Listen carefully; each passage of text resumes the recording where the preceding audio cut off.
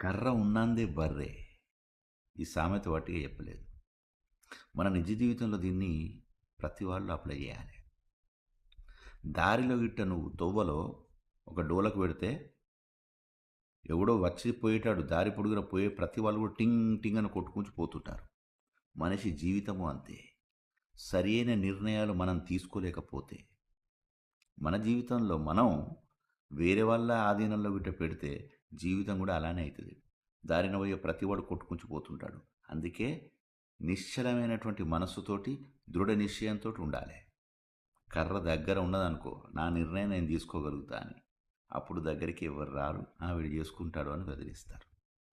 లేకపోతే ప్రతివాడు టింగ్ టింగ్ అని కొట్టుకుంచే పోతుంటారు. కాదంటారా? కర్ర ఉన్నందే బర్రె.